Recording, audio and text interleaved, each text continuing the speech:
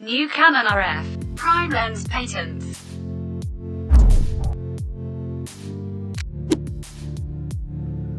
All right, recording again, take two.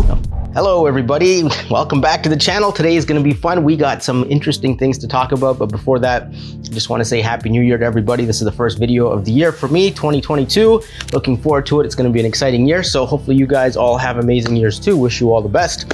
And with that being said, there's some exciting things to talk about because Canon is giving us 4 new toys to play with. Well, at least there's patents for 4 new toys, and it sounds pretty exciting. So in this video, we're going to talk about it.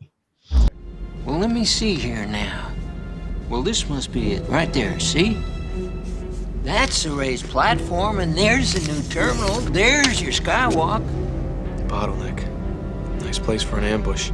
All right, so exciting times. Canon just put out 4 new patents for some prime lenses, and they're pretty exciting. They got me pretty stoked. So here's the thing. For those of us who shoot with the Canon EOS R system, so we got the R, the RP, the R5, R6, R3, and R1 hopefully later this year, maybe an R7, R8 coming as well. But those are things to talk about in another video. But here's the thing. If you're a prime shooter, and I enjoy shooting with primes, there's nothing wider than a 50mm. If you want to go wider than 50, you got to go into the zoom market. You got to get a 15 to 35, a 24 to 70, 28 to 70. And those are fantastic lenses, but they're not primes, right? That 28 to 70 f2 looks, wow, looks amazing. The images are super sharp, and people who use it say that every focal length in that range, in that zoom range, is super tack sharp and crystal clear. And it, you know, great lens, but it's massive. The advantage to having primes is you get smaller lenses, which you can put in your camera bag and carry around. You don't have to carry around this big, heavy lens. And to me, that's the one thing that I don't like about that 28 to 70. I'm so attracted to it, I want to buy it, but it's also big and heavy, and I don't want to carry this big, heavy thing around. All right, so let's talk about these 4 new lenses. I'm super stoked about these. These are pretty exciting. If you're the type of person who likes shooting with primes, you are going to be super pumped. There is an 18mm 1.8 coming out. There is a 20mm f1.8, a 24mm f1.8, and a 28mm 1.8. So that's pretty exciting. If you like shooting primes, you're in love right there. That is going to be awesome. Wide primes.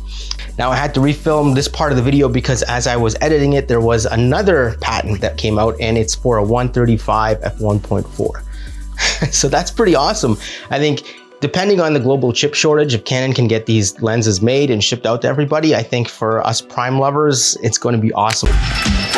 Awesome! So if I'm not mistaken, there's a 16mm out there, then there's going to be an 18mm, a 20mm, a 24mm, a 28mm.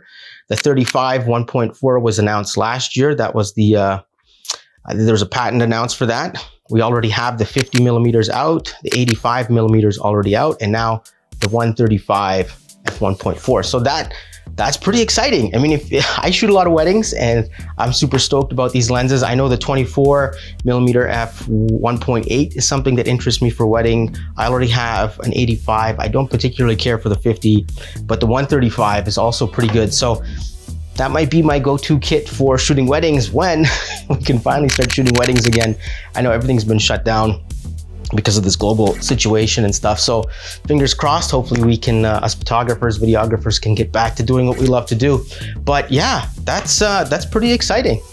Okay, now with all that being said, there's 2 things we don't know about these lenses, and they're kind of important.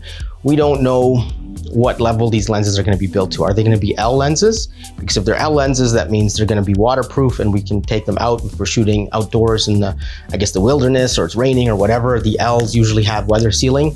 So that is a good thing. They're also bigger and heavier, which is not necessarily a good thing. So depending on what you're looking for, we don't know if they're L's or not. Now, the other thing too is, will the lenses have built-in IS? Image stabilization obviously makes the lenses bigger. And the nice thing with the primes is they're nice and compact. I know when I shoot weddings, that 28 to 70 is just too big. It covers a lot of primes, and it's like having a bunch of primes all crammed into one lens, but it just, when you're carrying it around and shooting, too heavy. I'd rather have a bag full of primes and just switch them out all the time. And nice small light primes are good for weddings. Now, when it comes to the 18mm and the 20mm, I hope those two lenses have IS built into the lens, because those lenses would be great for vlogging, especially if you think about the fact that Canon, well, there's a rumor that there's an R8 or R7 coming out, and that's going to be an APS-C size sensor.